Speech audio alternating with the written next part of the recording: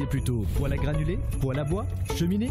Restez bien au chaud pour regarder le grand quiz avec Berg Esprit du Feu. Pour un cadeau de Noël inoubliable, on va chez qui? Chez Bersheim Création.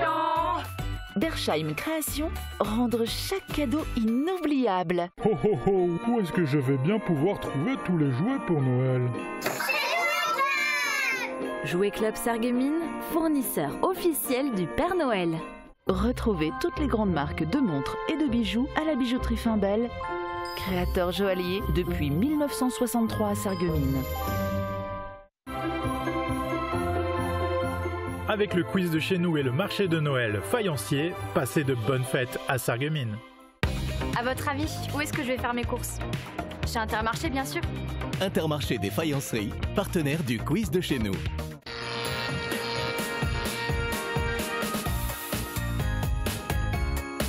Quel sport insolite se déroule tous les ans en France dans le cadre d'un championnat du monde? Alors, le troisième, non. Le deuxième, il a été interdit. Il a été interdit, hein, le lancer de main. Et le premier, c'était quoi? Le lancer de menhir, le lancer de nain, le lancer de poubelle ou le lancer de pastèque. Mais des menhirs, c'est gros, c'est très lourd, ouais. C'est énorme. Et ça aurait pas été rétabli le lancer de nain par hasard? Non. Non. C'est sûr que non. Ouais. Je dirais. Moi, je le sais. Attention sur Orange, non. Juliana, c'est à toi. What a bright time is a right time to rock the night away. Jingle bells. Jingle bells. C'est pas ça. Non, sérieux? Il manque un bout. Jingle bells time. Non. Est-ce que l'équipe des Beach Alana... Jingle bells rock. Oui, c'est ça. C'est ça. Vous êtes prêts pour de nouvelles questions de rapidité? Ah oui, ça oui. Et nous, le baiser qui marche pas. Vous voulez les échanger? Allez, on va voir si ça change quelque chose. On est fair play. Quelle comédienne tient le rôle principal de la série Joséphine Ange Gardien? Mimi Mati. Est-ce que c'était vraiment le buzzer du coup? C'est le buzzer. Alors qui des Sarreguemines ou des Beach Alana va remporter le premier trophée du quiz de chez nous? Réponse les 24 et 25 décembre sur Mosaïque Cristal.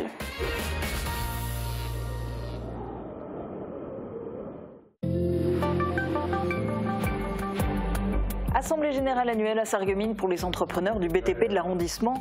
Plusieurs chefs d'entreprise, élus et acteurs du territoire étaient présents. Il était question de la situation du BTP en Moselle dans le difficile contexte actuel. Plusieurs personnes ont pris la parole pour marquer leur soutien et souligner un effort commun. Le CFA BTP de Sarreguemines va s'agrandir. Les travaux devraient commencer dès le mois de juin pour construire une extension de 1000 m². Le projet permettra de former à Sarreguemines plus d'apprentis dans le secteur du bâtiment et des travaux publics. Très peu de débats, pas d'échanges houleux entre les élus communautaires, mais de l'intérêt quand même car les décisions prises lors de ce conseil impacteront la vie des habitants de la Casque. Il y aura du changement dans les crèches communautaires avec davantage d'enfants accueillis et au niveau de la facture d'eau potable et d'assainissement avec la mise en place de nouvelles taxes. Le port de Metz est à l'arrêt pour plusieurs mois. C'est le plus grand port fluvial de France. Il est impacté par un spectaculaire accident qui s'est produit à Muden, en Allemagne, où une écluse a été percutée par un cargo, entraînant l'interruption du trafic fluvial sur la Moselle. Un spectacle tout feu tout flamme pour la Sainte-Lucie. La compagnie sarregueminoise Sepanou a animé le marché de Noël de Sarreguemines grâce à ses membres spécialisés dans les arts du feu. Saralbe aux couleurs de Noël, la municipalité a réuni des commerçants et des artisans pour des festivités de Noël animées. Musique et danse étaient au programme, en présence bien sûr du Père Noël. Les lutteurs sarregueminois doivent se contenter de la deuxième marche du podium. Malgré leur victoire ce week-end contre Schiltigheim en championnat de France de première division par équipe, les protégés d'Éric Cirque payent cher leur défaite précédente face aux lutteurs de Sotteville-les-Rouen, sacrés à nouveau champions de France. Pas de montée de division à l'intersaison pour les pongistes sarregueminois. Ils terminent deuxième ex-aequo de leur poule. L'espoir de repêchage est infime. Pour la deuxième phase de la saison, l'objectif reste le même, réussir la montée en pré-national.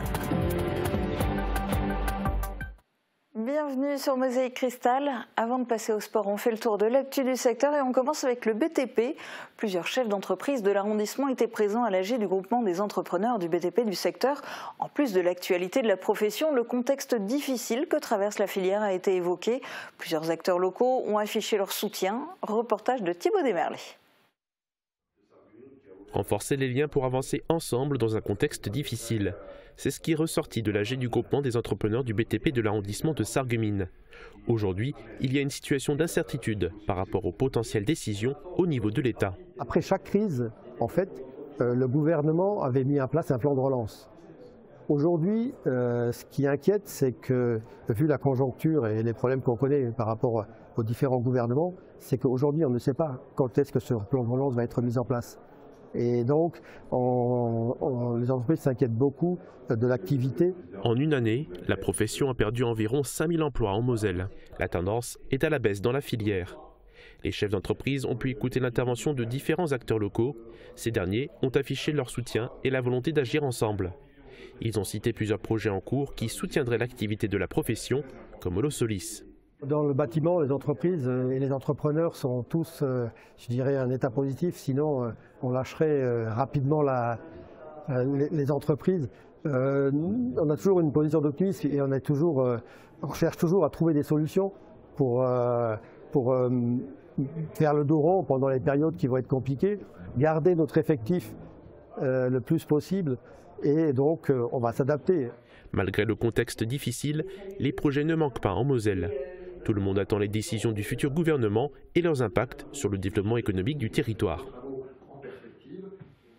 Plus de jeunes seront formés au CFA BTP de Sarreguemines. L'annonce a été faite durant l'AG du groupement des entrepreneurs du BTP de l'arrondissement. Le président de la Fédération BTP de Moselle a évoqué le projet d'une extension de l'établissement. Le dossier avance, le chantier devrait commencer en juin 2025.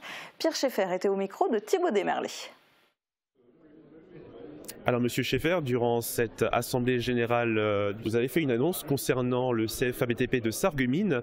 Vous avez annoncé une extension. Est-ce que vous pouvez nous donner quelques détails? Oui, l'extension du CFA de Sarreguemines s'imposait dans la mesure où on est un petit peu victime de succès. Nous sommes à Détroit. Donc avec mon conseil d'administration, mon directeur, nous avons pris la décision d'agrandir, de créer un nouveau bâtiment d'environ 1000 m². Le permis de construire va être délivré très rapidement. Cette année encore, on va le déposer. Et puis, si tout va bien, nous pourrons démarrer d'ici juin les travaux. Ça sera des salles de classe, des ateliers, un espace détente pour les jeunes, mais également un petit amphithéâtre. C'est 90 élèves qui sont formés au CFA. À moyen terme, nous envisageons d'en former entre 120 et 150. Et même actuellement, nous sommes à Détroit. Donc on n'a pas le choix. Nous devons agrandir, nous devons construire un nouveau bâtiment. C'est ce que nous faisons. Et je rappelle l'investissement, c'est un investissement de 3 millions d'euros qui n'est pas neutre. Et justement, cette montée en puissance par rapport à la formation, est-ce que c'est parce qu'il y a un grand besoin en termes de main-d'œuvre dans le BTP? En Moselle, c'est 1000 emplois que nous créons chaque année. C'est le départ à la retraite des anciens. C'est aussi le développement de nos entreprises. Donc la seule solution, c'est de former. Et là aussi, sur Sarreguemines, on veut être à proximité des entreprises, on veut être à proximité des domiciles de nos jeunes pour les attirer vers nous. Et dans cette même salle s'est déroulé jeudi le conseil communautaire de la Casque. On fait le point dans la chronique de Guillaume.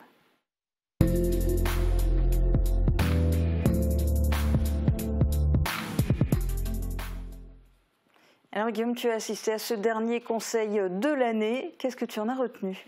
Il y a des bonnes et des mauvaises nouvelles. Je vais commencer par une bonne, la hausse du nombre d'enfants qui pourront être accueillis dans les 2 crèches communautaires, l'atelier des lutins situé sur l'Europole de Hambar et la Bulle Enchantée située sur la zone industrielle de Sarreguemines. Ces 2 structures sont autorisées à accueillir chacune 60 enfants. Il y avait déjà eu une augmentation de l'agrément à 65 places dans les 2 structures sur le créneau de 11h à 14h afin de répondre à la grande demande des parents, s'agissant d'une plage horaire où les enfants présents le matin quittent progressivement la crèche, tandis que les enfants présents l'après-midi y arrivent, mais 65 ce n'est pas assez. Beaucoup de familles sont en attente, comme vous allez l'entendre dans cet extrait. La Bulle Enchantée comptait au 31 janvier 2024 77 familles sur sa liste d'attente. Au moment de l'attribution des places, ça comptait de septembre 2024. En moyenne, ce sont une 50aine de places qui se libèrent à la rentrée par des enfants qui se rendent à l'école maternelle, après la crèche, permettant d'intégrer de nouvelles familles. Alors sur ces 77, une dizaine sont réorientées vers l'atelier des lutins. Cela laisse une petite vingtaine de familles sans solution d'accueil collectif sur le territoire. Voilà. Alors à la liste d'attente de la bulle enchantée, il convient bien sûr de rajouter les listes d'attente des autres établissements. Alors théoriquement, jusqu'à 92 enfants pourraient être accueillis à la bulle enchantée et 88 à l'atelier des lutins, mais les élus de la Casque ont décidé de ne pas aller jusque-là. Écoutez. Afin de garantir la qualité d'accueil des enfants dont bénéficient aujourd'hui les familles fréquentant nos deux structures, on vous propose de ne pas aller jusqu'au taquet, jusqu'à ces données maximales, mais d'aller jusqu'à 75 places dans les deux structures à partir du 1er janvier 2025. Donc il s'agit là quand même d'une augmentation conséquente dans un premier temps, avant d'aller plus loin encore dans l'organisation de nos structures d'accueil. Alors Guillaume, le président vient de dire aller plus loin. Qu'est-ce que ça pourrait signifier aller plus loin ? Alors aller plus loin, ça voudrait dire construire une nouvelle crèche communautaire. Le besoin d'accueil des enfants pourrait en effet se faire beaucoup plus sentir encore en cas d'arrivée de l'eau Solis. Donc ça c'est une très bonne nouvelle, mais il y en a aussi une mauvaise, 2 même qui ont été annoncées jeudi soir. Et oui, 2 nouvelles redevances, une pour l'eau potable et l'autre pour l'assainissement, vont être mises en place au 1er janvier 2025. Elles apparaîtront sur les prochaines factures que la société SOR enverra aux habitants. On se rappelle de la polémique qui a eu lieu cette année suite aux dernières sommes demandées aux usagers par l'entreprise SOR et qui avait rejailli par ricochet sur l'intercommunalité. Les élus de la Casque ont tout de suite sorti le parapluie lors du conseil communautaire. Ils ne sont pas à l'origine de ces nouvelles redevances dont le montant évoluera d'année en année en fonction de la qualité des réseaux. Nous n'avons pas le choix, ça nous est imposé, donc la communauté d'agglomération n'y est pour rien. La réforme des redevances des agences de l'eau a été votée par l'Assemblée nationale et le montant des redevances fixé par l'agence de l'eau Rhin-Meuse aussi. C'est l'agence de l'eau Rhin-Meuse qui a fixé donc ces redevances, ce montant. Alors, place au premier changement, la réforme des redevances des systèmes d'assainissement collectif. Une redevance existait déjà, mais elle était facturée aux usagers à un tarif fixe. Ce tarif sera désormais variable et dépendra de la performance des systèmes d'assainissement collectif. En 2025, année de mise en place de cette redevance, nouvelle formule. Le coefficient de modulation qui sera appliqué sera le plus faible possible. Il s'élèvera à 0,3. Par la suite, en fonction de la performance des systèmes d'assainissement, ce coefficient sera revu et pourra atteindre jusqu'à un coefficient maximal de 1. Plus ce coefficient sera élevé, plus la facture payée par les habitants sera élevée. Pour que le coefficient soit faible, il faudra veiller à ce que les systèmes d'assainissement collectif soient performants. Bonne nouvelle, en 2025, les usagers devraient être gagnants pour ce qui concerne cette redevance liée à l'assainissement. Je me suis amusé un petit peu à simuler l'impact que ça aura potentiellement sur le futur. Donc en 2025, sur la redevance d'assainissement, les usagers vont payer 10 cents de moins au mètre cube que précédemment. Les années suivantes, par contre, une fois que le niveau de performance des systèmes d'assainissement collectif aura été évalué, les usagers pourraient payer plus cher cette redevance. Double effet qui se coule, une redevance similaire sera également mise en place pour l'eau potable. Elle dépendra elle aussi de la qualité des réseaux et dès le départ, par contre, elle entraînera un surcoût pour les habitants. Cette nouvelle redevance va ruiner les 10 centimes par mètre cube qui ont été économisés suite à la précédente redevance dont je viens de parler. Roland Roth va l'expliquer dans cet extrait. Il n'y a pas d'augmentation parce que l'un va compenser l'autre. Mais là aussi, vous allez voir, le principe est du même ordre. Donc tout dépendra du coefficient qu'on va appliquer à l'état de nos réseaux d'eau, puisque le but de la manœuvre, c'est ça, c'est de favoriser les réseaux de bonne qualité qui ont le moins de fuites possible et de pénaliser donc les réseaux qui ne sont pas en état correct. En ce qui concerne le réseau d'eau potable, pour 2025, le tarif fixé par l'agence de l'eau rameuse s'élève à 33 centimes hors taxe le mètre cube, auquel sera appliqué un coefficient de modulation qui variera en fonction de la qualité du réseau de distribution d'eau potable. En 2025, ce coefficient est fixé à 0,2, soit le minimum. Il pourrait lui aussi monter les années suivantes et théoriquement atteindre aussi 1, le maximum, en fonction de l'état du réseau d'eau potable de la Casques. Les élus de la Casques ont sorti la calculatrice pour indiquer au final ce que cette redevance pourrait entraîner comme surcoût l'année prochaine. Donc ce sera une hausse de 0,106 € le mètre cube, auquel il faut rajouter la redevance prélèvement sur la ressource en eau qui s'élève en moyenne à 0,08 € le mètre cube, mais ça s'appliquait déjà en 2024, ce n'est pas un supplément, puisque c'est déjà facturé à l'heure actuelle. Donc il faut noter que ces redevances sont soumises à la TVA, donc le rapport vous le dit, et c'est très juste, c'est à l'impôt sur l'impôt. La Casques pense sans doute à juste titre que ces nouvelles redevances seront mal perçues. Ces changements devraient être indolores pour les habitants en 2025, mais par contre, les années suivantes, les élus communautaires s'attendent à ce que les coefficients soient plus élevés et par ricochet le montant des redevances derrière. Écoutez. Vous l'avez compris, pour 2025, le coût de l'eau ne bougera pas, puisque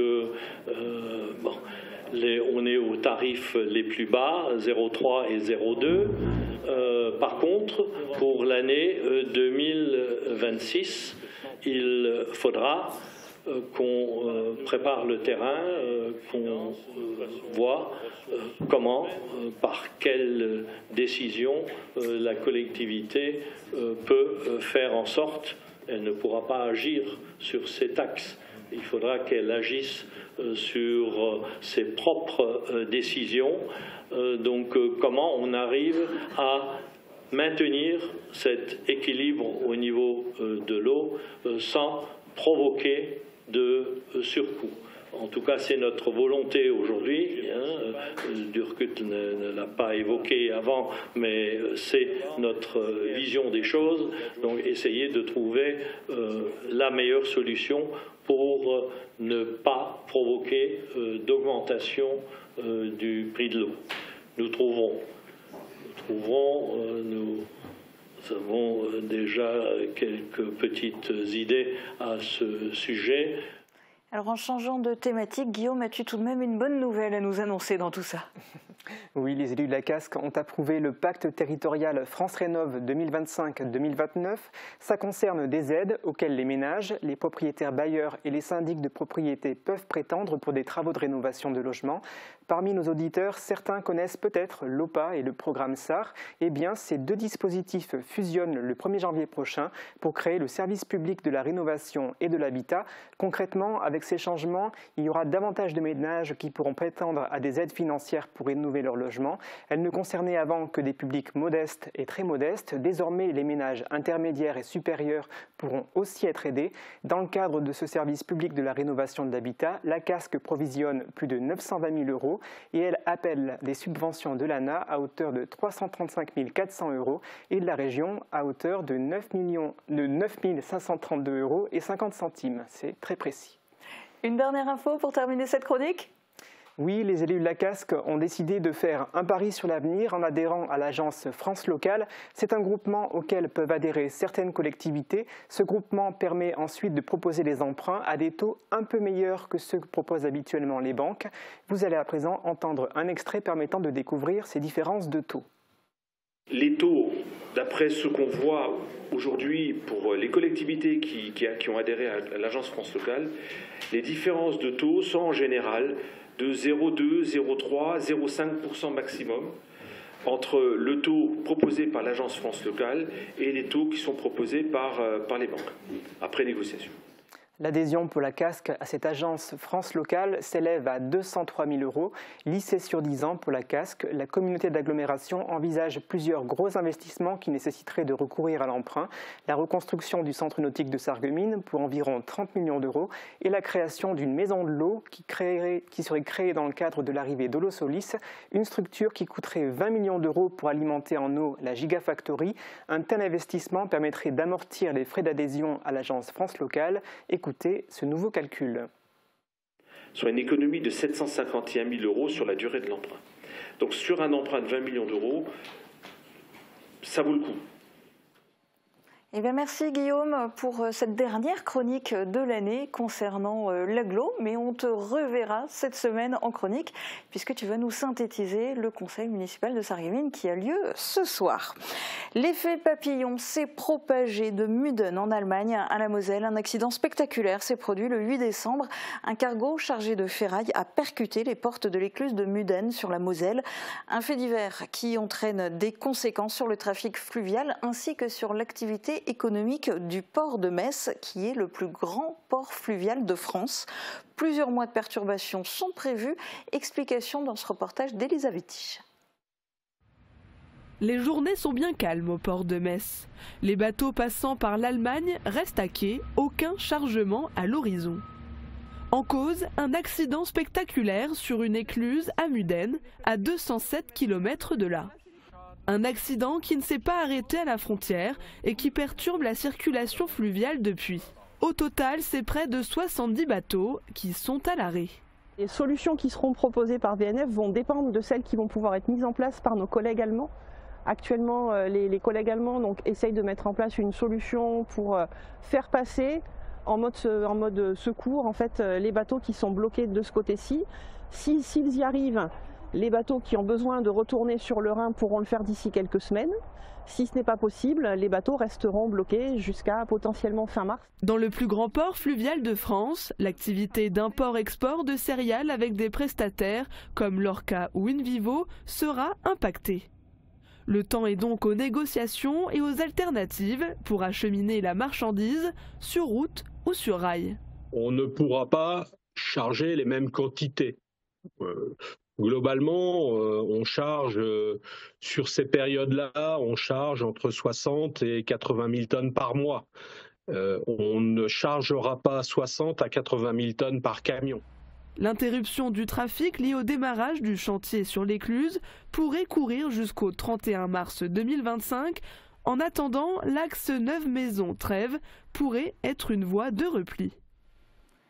Parlons de choses plus réjouissantes et de saison. C'est une tradition très populaire en Scandinavie et qui est célébrée chez nous à Sarreguemines, la Sainte-Lucie. Chaque année, le 13 décembre, la ville invite les familles à partager un moment au cœur des Lumières. Reportage de Marie-Morgane Pires et Tristan Vicli. Une place du marché illuminée, pas seulement par les décorations de Noël, mais surtout par les flammes. Depuis de nombreuses années, la ville de Sarreguemines célèbre la Sainte-Lucie, la fête des Lumières. Elle fait appel à la compagnie locale, la troupe Sepanou, spécialiste des arts du feu. Petits et grands ont été émerveillés par leur spectacle au cœur du marché de Noël. Très beau spectacle, ça fait plaisir à voir. Toutes les couleurs, les flammes, c'est magnifique. Puis il y avait beaucoup de monde autour, donc c'est agréable. Moi j'aime tout ce qui est lumière, le feu, donc voilà, j'aime ce genre d'événement. Les voir tous ensemble s'accorder, c'est quand même assez impressionnant. Et pour s'accorder à la perfection, la dizaine de membres de la compagnie s'entraînent toutes les semaines. La Sainte-Lucie, c'est un événement qu'ils partagent avec le public de Sarreguemines depuis longtemps. Voir tous les gens, d'avoir tous les gens un peu émerveillés, les enfants qui sont waouh, c'est trop bien. Enfin, ça fait toujours plaisir de se dire qu'on offre un peu de divertissement aux gens. Un numéro a particulièrement marqué les esprits du public. Le final, quand il a craché du feu. Le cracheur de feu, je crois que c'est quelque chose qui est impressionnant pour tout le monde. La compagnie Sepanou prépare un nouveau spectacle. Rendez-vous donc à la prochaine Sainte-Lucie, le 13 décembre 2025, pour le découvrir. À À Sarralbe, la place de la mairie s'est illuminée aux couleurs de Noël. La ville a organisé son propre marché. Plusieurs marchands et artisans ont animé ses allées. Et pour que la fête soit réussie, un invité surprise a fait son apparition près de l'hôtel de ville pour le plus grand bonheur des tout-petits. Reportage de Camille Henriot. Vous avez tous les deux le même âge, mais j'aimerais bien savoir quel âge ils ont. 3 ans. Ça, c'est première année maternelle, ça. C'est une rencontre qu'ils ne sont pas prêts d'oublier, l'échange avec le Père Noël. Malgré un emploi du temps très chargé actuellement, il a réussi à se libérer pour discuter avec les enfants. Les premiers concernés étaient ravis de pouvoir le voir enfin en chair et en os. Allez, top là. Et voilà. C'est donner le doudou à Père Noël. Du coup, pour le Père Noël, c'est faire des ça pour lui. Qu'est-ce que tu attends le plus du Père Noël cette année? Un xylophone. Waouh, tu es un musicien en herbe, c'est ça? Ouais. Et Tan, il veut un grand train. Le chantage de Noël a commencé déjà depuis quelques semaines. C'est vrai qu'ils étaient plutôt impatients, ils sont toujours impatients. La date fatidique va bientôt arriver. Il nous reste un petit peu de temps, mais il va falloir encore rester un petit peu sage. C'est pas forcément facile tous les jours, mais bon, ça va, on tient bon. C'était l'un des temps forts des festivités de Noël organisées ce vendredi par la ville de Sarralbe. Les habitants pouvaient arpenter les allées du marché de Noël sur la place de la mairie, illuminée pour l'occasion. Plus d'une vingtaine de stands y étaient installés, des marchands et artisans venus de la région pour y proposer décorations et quelques dégustations. Le personnel de la ville a également joué le jeu en servant quelques vins chauds. De la musique et de la danse sont venus clôturer la soirée avec un enchaînement de chorégraphies proposées ici par les danseuses de la MJC Sarralbe. Il y a quelqu'un qui espère un cadeau de Noël original, c'est la gérante de la boutique Les Gourmandises de Heidi. Située à Bitche, 24 rue du Maréchal Foch, le magasin est finaliste au niveau régional du concours national La plus belle vitrine de Noël de France. Vous avez jusqu'au 18 décembre à 17 h pour soutenir ce commerce en votant sur petitcommerce.fr/la plus belle vitrine de Noël. Les gagnants de chaque région seront annoncés le 19 décembre et pourront participer à la finale nationale avec de nombreux lots à la clé pour le commerce, notamment en termes de portail digital et de campagne publicitaire. Élan de solidarité à l'approche des fêtes de fin d'année, des étudiants de l'IFSI, l'Institut de formation en soins infirmiers de Sarreguemines, se mobilisent pour les enfants hospitalisés. Afin de leur offrir des jouets pour Noël, ils ont lancé une cagnotte. Les cadeaux seront remis aux enfants du service pédiatrique de l'hôpital Robert Pax. Pour des raisons d'hygiène et de sécurité, ils récoltent uniquement des dons pour acheter les jouets. C'est une initiative portée par l'association des étudiants infirmiers de Sarreguemines, ADESIS. On écoute son président.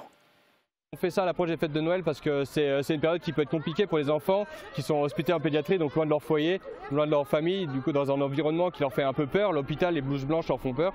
Donc ça leur permet d'avoir un peu de réconfort malgré tout. On aura du coup des collectes ce soir et mardi soir. On essaye d'être là autour de 17h30, 18h jusqu'à environ 20h sur le marché de Noël de Sarreguemines. Alors là pour la collecte en maraude comme on fait actuellement, c'est en espèces. On s'est également doté cette année d'un TPE pour les paiements par carte. Avec les jours d'aujourd'hui les gens n'ont plus vraiment de monnaie. Ou sinon on a fait aussi on a fait notre cagnotte en ligne sur laquelle on a mis un QR code, les gens peuvent le flasher et payer en ligne directement à la maison tranquillement. Sur nos réseaux sociaux, donc Instagram et Facebook, on a un post sur lequel le lien de la cagnotte apparaît. Et sur Instagram, on a le lien directement dans la biographie de l'association.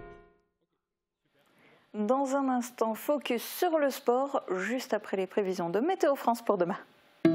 Couverture, crépissage, peinture et isolation. Avec Moder Habitat, votre maison sera belle et confortable par tous les temps.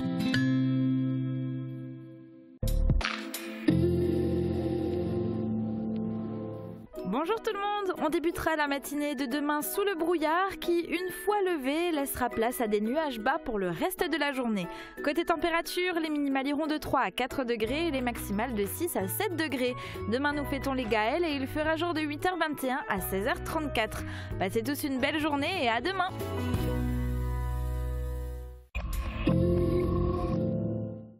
À l'occasion des fêtes de fin d'année, Meisenthal vous invite à la découverte de la Halle aux Lumières, un spectacle pour toute la famille. Les visiteurs de tous âges, guidés par la lumière, évoluent à travers des décors oniriques où nature, culture et savoir-faire du pays de Bitche se dévoilent sous une forme poétique et visuelle. Une expérience sensorielle immersive combinant art, technologie et patrimoine local à ne pas manquer. Réservation sur le site de la Halle Verrières.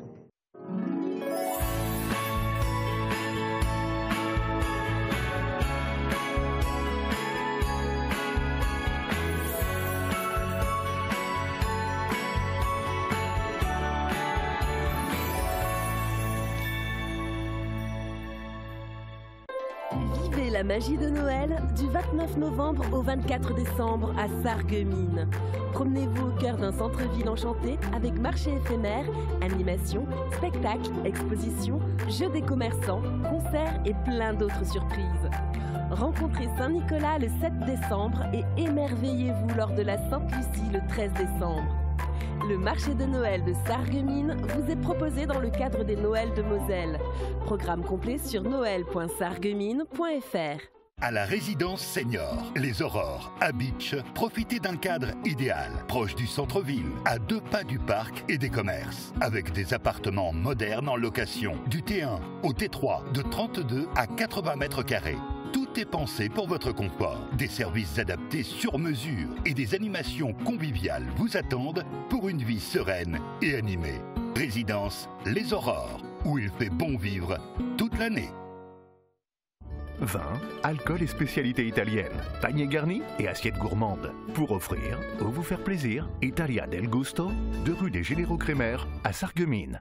Venez goûter les délices chocolatées de Jacques Boquel à Styrin-Vendel. Votre chocolatier créateur vous propose une collection de chocolats de saison, décorés à la main et 100% naturels, à offrir ou à croquer. Sans oublier des spécialités intemporelles qui feront plaisir à tous les gourmands. Jacques Boquel, c'est 100 mètres carrés de chocolat d'exception à Styrin-Vendel. Chérie, je suis rentrée. J'ai invité du monde pour ce soir, j'ai rien prévu. À mon avis, c'est raté.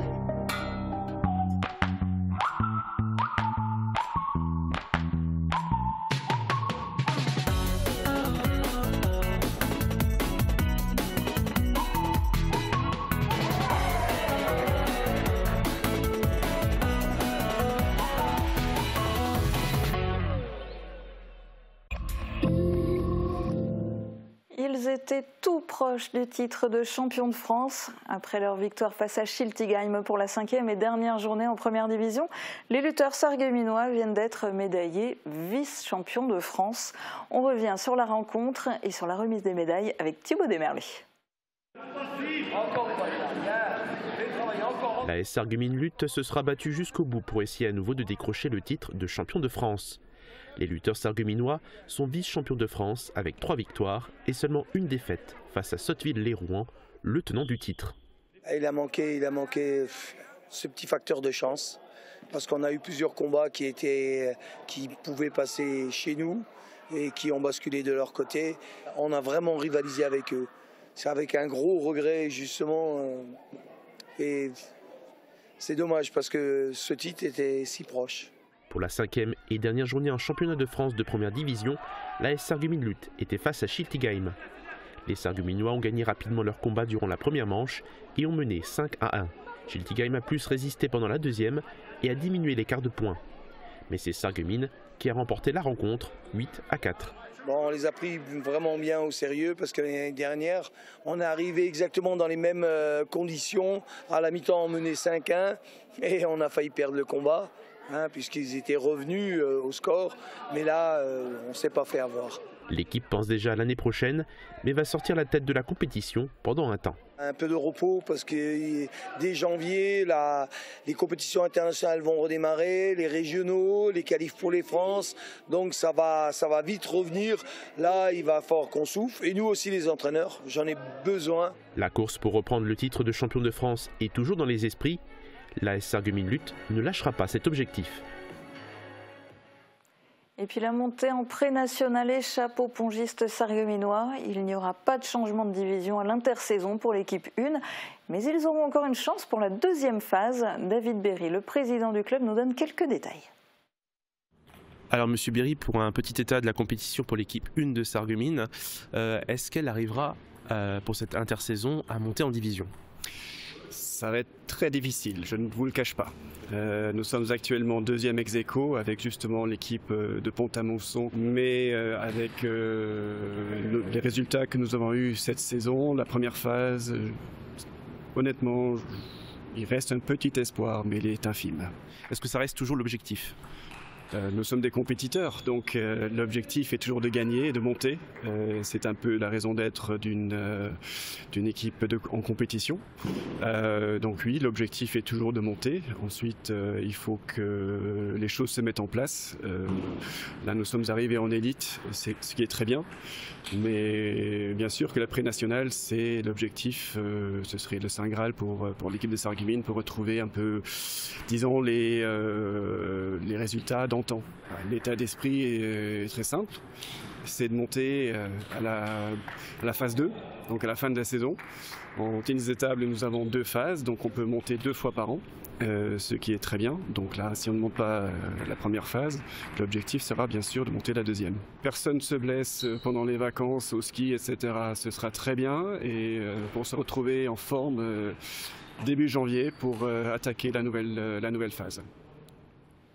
Et on termine cette émission avec des champions, les participants au jeu pour gagner des places pour le manège Sapin de Noël. Et personne ne perd vraiment. Regardez.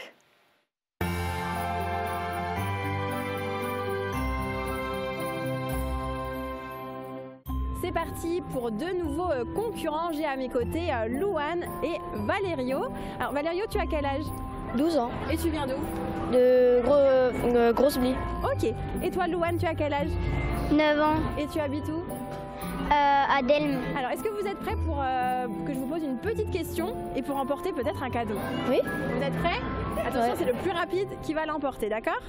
Alors, quel jour on commence à ouvrir son calendrier de l'Avent? Le 1er décembre. C'est la bonne réponse, bravo. Alors Valerio, tu remportes 3 tickets pour aller sur le manège qui est juste derrière moi, le sapin féerique. Bravo. Merci. Mais à Mosaïque, on aime faire des cadeaux à tout le monde. Donc Louane, toi aussi tu remportes 2 tickets pour aller sur le manège. Bravo et merci beaucoup. C'est à nouveau parti pour notre nouveau jeu de Noël avec la ville de Sarreguemines. Et cette fois-ci, je suis en compagnie d'Annick. Bonjour. Et Anne. Bonjour. Bonjour. Alors, vous venez d'où, Annick? Je suis sarregueminoise, oui, et fière de l'être. Et Anne? Aussi. Aussi de Sarreguemines. Ok, alors je vais vous poser une petite question et c'est la plus rapide d'entre vous qui appuie sur le buzzer qui donne la bonne réponse qui remporte. Ok? Est-ce que vous êtes prête? Oui. Alors, c'est parti. Quelle chanteuse est considérée comme la reine de Noël avec sa chanson All I Want for Christmas Is You? Carré. Maria Carré. Maria Carré, c'est la bonne réponse. Vous remportez 3 tickets pour aller sur le manège du sapin féerique. Merci beaucoup. Et comme je dis toujours à Mosaïque, on aime gâter tout le monde. Donc Anne, vous remportez aussi 2 tickets. C'est gentil, merci. Voilà, et surtout merci à la ville de Sarreguemines qui nous a donné ces tickets.